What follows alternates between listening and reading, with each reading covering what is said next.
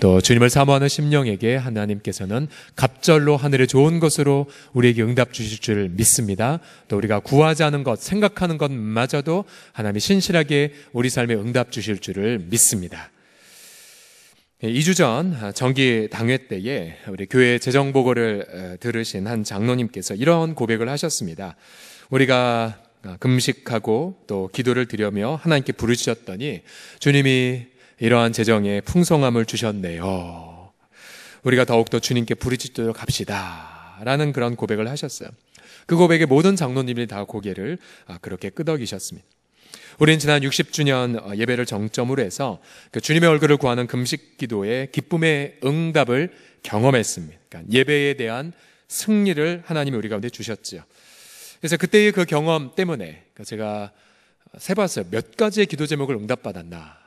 셀 수가 없더라고요. 작년부터. 그러니까 어떤 기도 제목은 생각하며 막 염려되는 기도 제목도 있었고, 어떤 기도 제목은 이게 될까? 이런 기도 제목도 있었는데, 여러분들 금식하고 저녁마다 부르짖으시면서 아주 기가 막힌 방법으로 절묘하게 응답된 것을 보면서 얼마나 감사했는지 모릅니다. 그래서 그때의 경험 이후에 제 주변의 동료 목사들에게 늘 이렇게 말합니다. 교회의 최상의 프로그램이 뭔 줄 알아? 기도와 금식이야 라고요. 기도와 금식. 여러분도 동의하십니까? 기도와 금식. 이제 주님 우리 공동체에게 이제 예배에 승리했다면 이제 또 다음 레벨의 금식으로 나아가셔야죠. 바로 그 다음 단계의 금식이 무엇이냐면 바로 오늘 우리가 읽었던 예수님의 금식 기도입니다. 한번 따라 하시겠습니다. 예수님의 금식 기도. 예. 여러분 상상해 보십시오. 그리스 로마 신화에 나오는 수많은 그러한 다신들은 막 호화호식하지요. 그죠?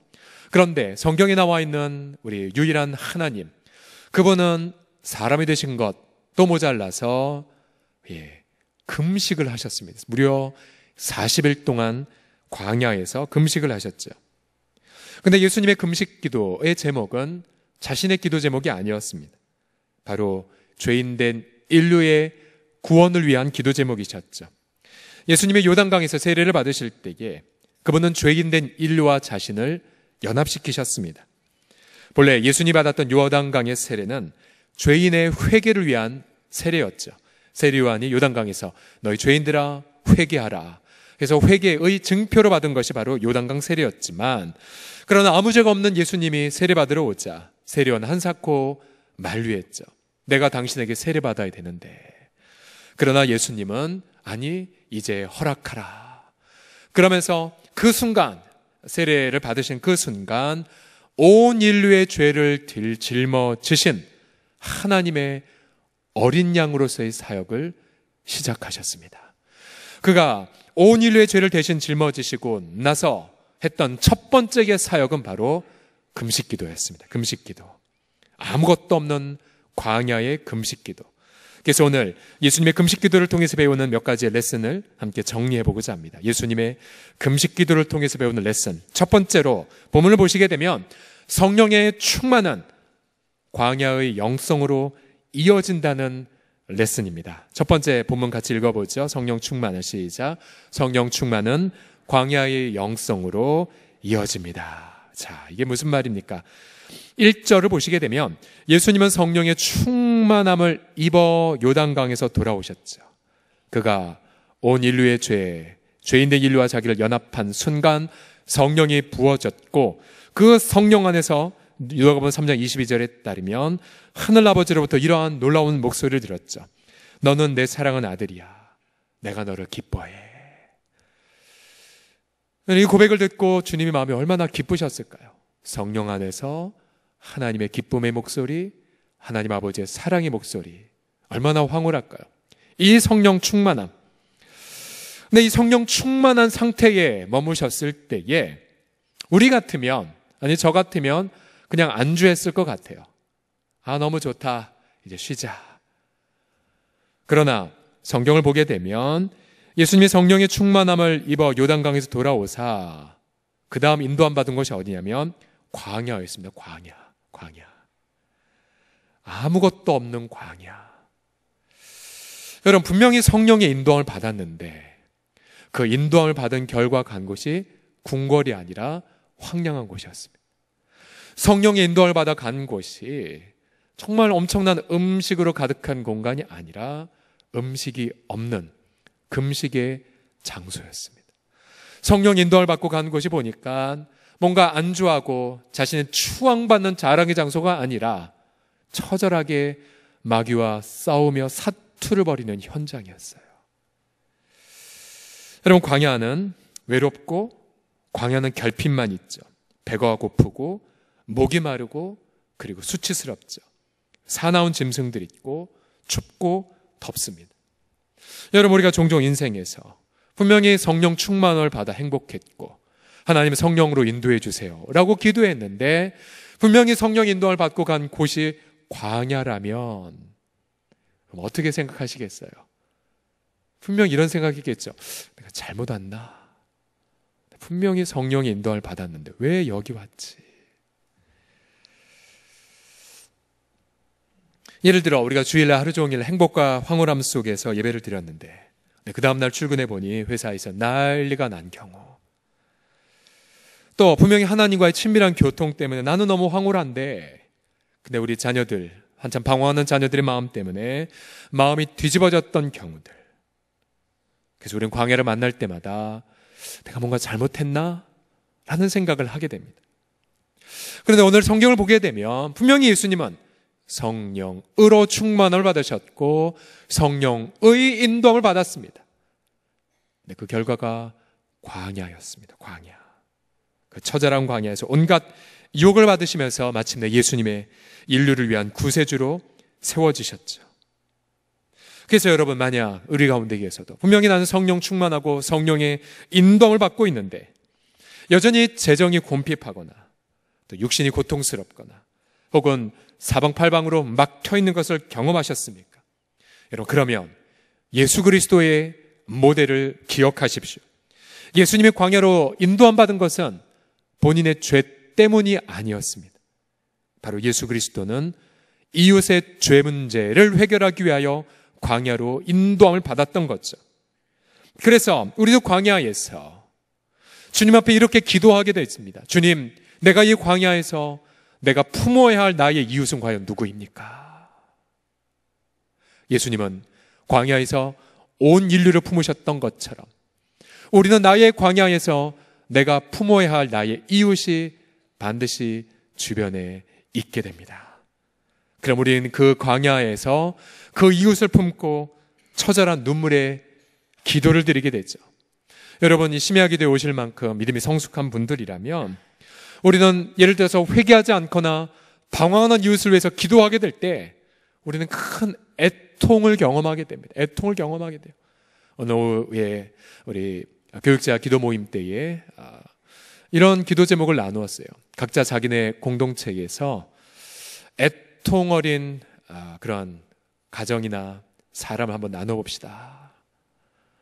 교육자들끼리 비밀을 지키니까 다 돌아가면서 나누는데 정말 애통의 그러한 성도들, 정말 안타까운 가정들을 돌아가면서 얘기를 했어요. 우리 교육자들 마음속에는 그 눈물, 안타까움, 함께 나누며 저 앞에 부르짖는 시간들을 가졌었습니다. 우리가 보통 고통하는 이웃들을 바라보게 되면 우리는 이러한 기도를 우리도 드리게 돼요. 예를 들어 시편 77편 7절 이하를 보게 되면 이런 기도죠. 주님, 주님이 그 영혼 영원히 버리셨어요. 주님, 그 사람에게 은혜를 베풀지 않으실 거예요? 주님, 그에게는 인자하심을 영원히 끝내셨습니까? 주님의 그 약속하신 영구에 패하셨어요? 하나님, 하나님이 저에게 늘 은혜를 베풀어 주시는데 어찌하여 그 영혼에게는 하나님 베푸실 은혜를 잊으셨어요? 한 정령 노하심으로 하나님 베푸실 긍휼을 그치셨어요. 우리도 이런 광야의 탄식을 하나님 앞에 외치게 됩니다. 근데 여러분, 바로 이 지점에서 애통, 그리고 처절한 광야, 그런데 우린 바로 그 현장에서 더 놀라운 성령의 충만함을 경험하게 됩니다. 이게 너무 역설적인 부분이죠. 분명히 광야인데 성령의 인도 안 받고 온 광야인데도 불구하고 우리는 그곳에서 너무나도 신비한 은혜들을 맛보기 시작합니다. 그리고 광야에서 하나님의 영광을 경험하게 되죠. 제가 지난 2005년도에 9월달 내내 주님이 제게 들려주던 말씀이 무엇이었냐면, 경철아, 너 광야로 가. 그래야 하나님의 영광을 볼 거야. 한 달 동안 주님 말씀해 주셨어요. 주님, 제게 광야가 어디입니까? 딱 한 가지밖에 생각이 안 났어요. 그 당시 17년 동안 있었던, 몸담았던 모교회. 주님, 제가 어디로 가란 말이에요? 제 모교회인데. 그러나 주님이 다시 확증을 해주셨고, 주님 갈게요. 그럼 제가 어디로 가야 되죠? 제가 가야 될 광야가 어디입니까? 어디로 가야 하나님의 영광을 볼 수 있단 말입니까?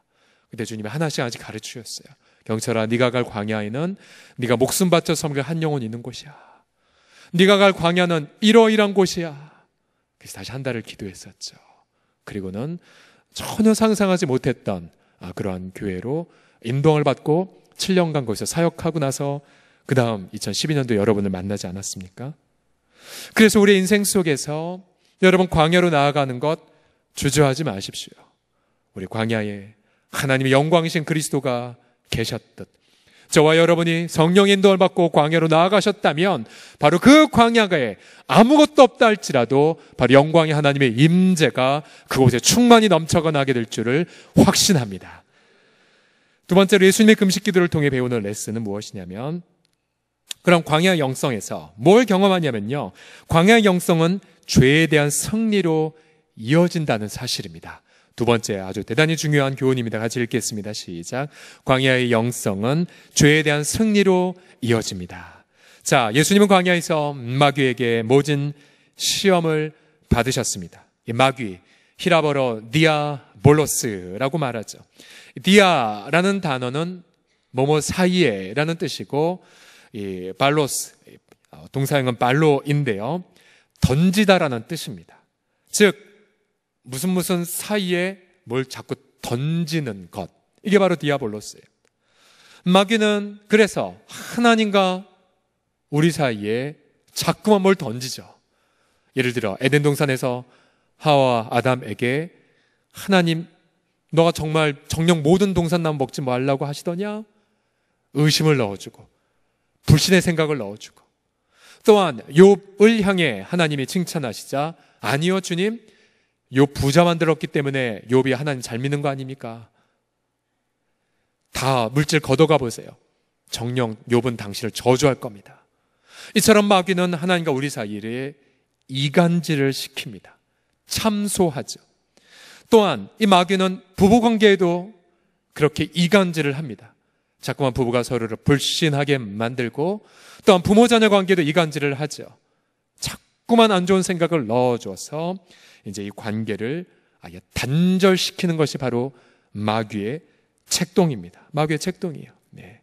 지금 우리가 북미 정상회담 한껏 기대했다가 좌절되면서 여러분 일순간 굉장히 많이 당황하지 않으셨습니까?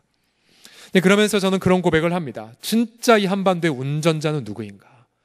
중국도 아니고 대통령도 아니고 미국도 아니고 바로 역사의 주관자이신 예수 그리스도 한 분이심을 믿습니다. 악한 마귀가 끊임없이 이 지도자들의 마음속에 역사하는 거죠. 그래서 화합하지 못하도록 여러분 끊임없이 기도하셔야 돼요. 이 민족과 이 나라를 위해서요. 마귀는 예수님마저도 유혹해서 죄를 짓게 만들기 위하여 우리가 잘 아는 세 가지의 유혹을 하죠. 바로 아담과 하와가 에덴 동산에서 실패했던 그 세 가지의 테스트, 또한 이스라엘 백성들이 40년 동안 실패했던 그 테스트, 예수님 온 인류를 대신하여 광야에서 모진 테스트를 받습니다. 40일간 배고프셨지만 첫 번째 테스트는 이거였죠. 먹고 사는 문제. 먹고 사는 문제. 누가복음 4장 3절에 네가 만약 하나님의 아들이냐? 그럼 이 돌들에게 명하여 떡이 되게 해봐. 여러분, 모두는 먹고 사는 것 때문에 우리가 양심을 잃어버리기도 하고, 먹고 사는 것 때문에 특별히 남성들 일터에서 얼마나 자신들을 비굴하게 낮추기도 합니까? 처자식 먹여 살리려고. 예수 그리스도께서는 그러나 본인이 굶주리고 배고프셨음에도 불구하고, 또한 하나님 아들 인정받을 수 있는 저로의 기회였음에도 불구하고 주님은 신명기 8장 3절을 선포하시면서 기록된 바 사람이 떡으로만 살 것이 아니니라. 예수님은 마귀가 주는 어떠한 유혹, 특별히 그 유혹의 내용이 먹고 사는 문제를 단번에 해결하는 그런 달콤한 유혹이랄지라도 거부하셨습니다. 왜요? 하나님이 말씀하지 않았기 때문에요. 마귀는 두 번째로 천하만국의 모든 영광과 권위를 보여주죠. 7절에 보시면 그러므로 만일 네가 내게 절하면 다 네 것이 되리라. 마귀는 거짓말을 이중적으로 했습니다. 첫 번째로는 이 모든 천하만국은 자기에게 준 것이므로 내가 원하는 곳에 주노라. 여러분, 이것이 참말일까요? 거짓말일까요? 시편을 보게 되면 열방의 주제는, 주권자는 하나님 한 분뿐이십니다. 마귀가 아니에요. 그런데 마귀는 거짓말한 거죠. 이거 다 내 거야, 내 거야. 또 마귀에 속한 것처럼 또 역사는 움직이는 것 같아요. 그렇죠? 그러나 교묘한 함정이 숨겨져 있죠. 아니요, 마귀가 주권자가 아니에요. 하나님만이 주권자이십니다. 예를 들어 다니엘이 살던 바벨론 제국, 하나님의 섭리가 끝나자 하나님 바벨론을 멸망시키고 바로 메디아 페르사 제국을 세우셨죠. 메디아 페르사 제국의 수명이 다 끝나자 하나님 바로 이어서 알렉산더 제국을 일으키지 않았습니까? 하나님 역사의 주관자이세요. 하나님만이 주권자이십니다. 마귀는 거짓말한 거죠. 이거 다 내 거야. 아니요, 하나님 건데. 또 거짓말했습니다. 내가 원하는 자에게 주겠노라. 이건 더 큰 거짓말이죠. 이런 사기가 없습니다.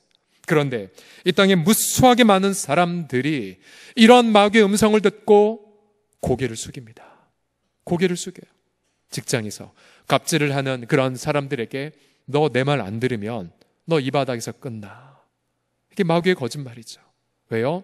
내가 이 바닥에 권세를 갖고 있다. 또 네가 나한테 절해야, 네가 나의 어떤 이런 관행에 네가 동의를 해야 네가 이곳에서 살 수 있다는 거짓말. 다 거짓말이에요. 다 거짓말. 다 거짓말. 그러나 이 땅에 얼마나 많은 사람들이 그러한 거짓말에 넘어가 절을 합니까? 절을 해요. 만약 우리 가운데에 이런 어떤 유혹을 받으면서 우리가 점검해 보면 돼요. 만약 그 유혹 때문에 내가 예배를 소홀히 여기고 있는가? 그럼 이미 세상 권력에 굴복된 것입니다. 주님은 이러한 거짓말과 달콤한 제안을 단번에 그렇게 공박하셨죠. 신명기 6장 13절 말씀을 인용하시면서 같이 한번 읽어보죠. 누가복음 4장 8절 시작. 예수께서 대답하여 이르시되 기록된 바 주 너희 하나님께 경배하고 다만 그를 섬기라 하였느니라. 아멘. 아멘. 여러분, 어떠한 유혹이 왔다 할지라도 바로 예배만이 정답임을 믿습니다.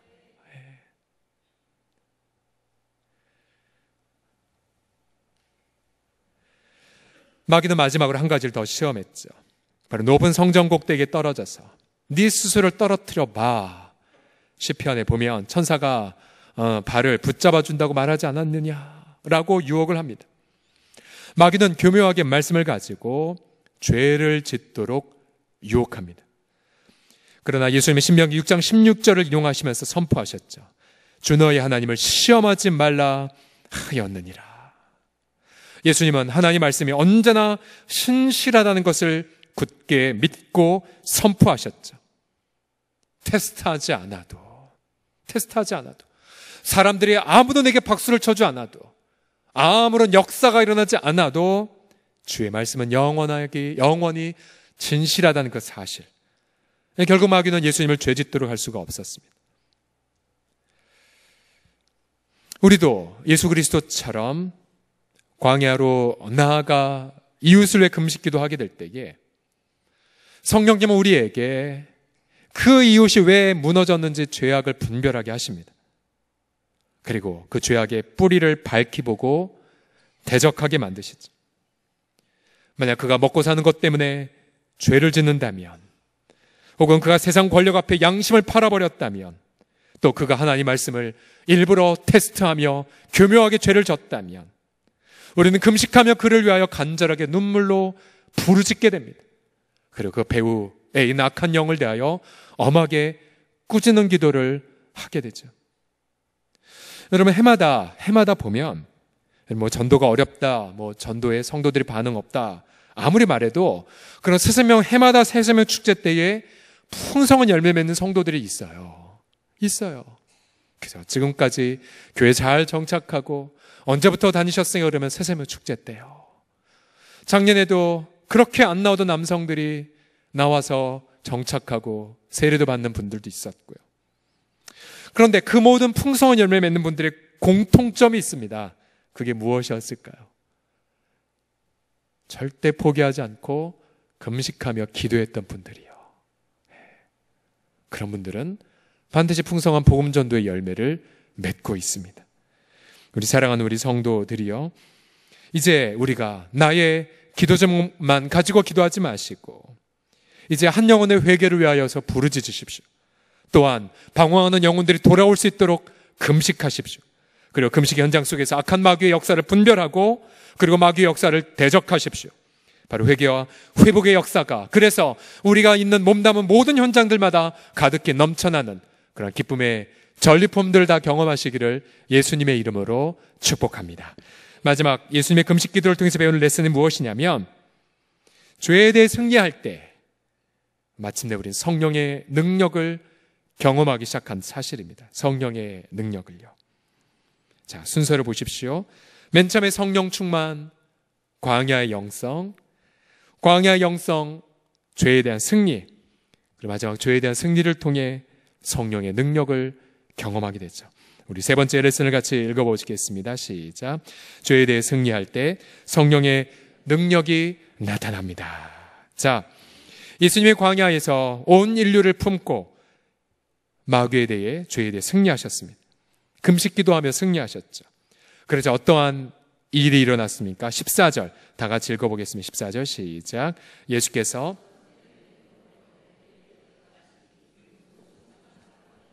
아멘. 제가 다시 읽겠습니다. 예수께서 성령의 능력으로 갈릴리에 돌아가시니. 처음에 4장 1절에 예수님은 성령의 충만함으로 광야로 가셨죠. 이제 죄와 마귀에 대해 승리하자 이제는 성령의 능력이 나타나기 시작했습니다. 그리고 예수님은 성령의 그 능력으로 위력 있게 복음을 증거하셨고 병자들을 치유하셨으며 귀신들을 쫓아내셨죠. 여러분, 오늘 우리 많은 성도들이 성령의 충만함을 누리지 못할 뿐만 아니라 자꾸만 죄와 마귀에 대해서 실패하기에 성령의 능력도 제대로 누리지 못합니다. 여러분 보시면 기도의 능력을 잃어버렸기 때문에 자꾸만 인간적인 해결을 추구해요. 근데 돌이켜보면 열매가 없어요. 시간만 낭비됩니다. 또한 성령의 그런 깊은 지혜가 없기 때문에 자꾸만 많은 시간들을 소모하는 것 같지만 일터의 과제는 해결되지 않고 그리고 자꾸만 기도 시간이 줄어드는 것을 경험을 합니다. 여러분, 얼마나 성령 하나님 부어주신 그런 사랑의 열정을 누리고 계십니까? 얼마나 성령 하나님의 그 능력을 통해서 이웃을 사모하고 이웃을 중보기도 하는 그 뜨거운 은혜들을 체험하고 계십니까? 성경은 선포하죠. 성령의 충만함을 받으라. 명령입니다. 명령. 만약 우리가 성령의 충만함을 누리지 않는다면 명령 불복종이죠. 그래서 여러분 사모하십시오. 성령의 그 능력으로 더 깊은 기도를 드리시고요. 성령의 그 능력으로 원수를 깨뜨리는 찬양을 드리시고 성령의 그 능력으로 위로와 치유를 나누시고 또 성령의 능력으로 문제를 해결해 버리시고 성령의 능력으로 산을 옮기는 믿음을 경험하시고 성령의 능력으로 복음을 증거하시고 성령의 능력으로 사랑을 충만히 나누셔서 여러분, 날이 갈수록 우리 가운데에 죄와 마귀에 대한 승리, 그리고 우리 집안에 회개한 영혼들에 대한 기쁨의 간증들, 그래서 저와 여러분의 인생 속에 더욱더 충만한 성령의 능력이 가득히 나타나기를 그리스도 예수의 이름으로 간절히 선포합니다. 그래서 우리는 지난 상반기 동안 금식하며 저녁에 기도했던 것처럼 이제 6월 한 달 동안 우리 이웃의 회개를 위해서 더욱더 부르짖으며 금식하고자 합니다. 왜냐하면 7월 달에 우리 무수하게 많은 다음 세대들 여름 성경학교 등을 통해서 복음 앞에 회심할 수 있는 기회를 받지 않았습니까? 우리 아이들이 회심할 수 있도록, 저들이 제대로 예배자가 될 수 있도록 우리가 6월 한 달 동안 미리 금식하며 부르짖고자 합니다. 또한 우리 8월에서 블레싱 코리아 이번에 블레싱 코리아의 주제는 에스겔서에 있는 말씀처럼 네 손에서 둘이 하나가 되리라, 이 말씀이에요. 네 손에서 둘이 하나가 되리라. 에스겔 선지 당시에도 북왕국 이스라엘과 남왕국 유다가 서로 분열된 채 반목하고 있었죠. 그러나 하나님 복음을 증거하고 성령을 대원했던 에스겔을 통해 이렇게 말씀하셨습니다. 네 손을 통해 두 나라가 하나가 될 거야. 여러분, 그래서 저는 확신이 있습니다. 한국교회가 한국교회의 손으로 에스겔처럼 복음을 증거하고 에스겔처럼 성령 하나님 앞에 그렇게 대언한 마른 뼈를 향하여 그렇게 담대하게 섬길 때에 여러분, 한국교회 우리 성도들의 손을 통하여서 드디어 북한과 남한이 아름답게 하나가 될 줄을 믿습니다. 통일한국이 어떤 정치적인 확신이나 어떤 세상의 어떤 강대국의 도움이 아니라 바로 한국교회를 통해 역사하는 바로 복음과 성령의 능력으로 말미암아 우리가 그렇게 꿈에도 그리던 희년의 통일한국이 이렇게 우리 한반도에 일어나게 될 줄을 믿습니다. 그래서 이 모든 부분들을 놓고 우리가 간절하게 기도할 것입니다. 그래서 예수님이 금식하며 성령의 능력으로 세상에서 승리하셨던 것처럼 저와 여러분 단 한 명도 남김없이 금식하며 성령의 능력으로 승리하여 이 시대를 변혁시키는 또 다른 영적 각성의 진원지들이 다 되시기를 그리스도 예수의 이름으로 간절히 축복합니다. 이미 예수 그리스도는 우리 안에서 승리하셨습니다. 할렐루야. 같이 기도하겠습니다.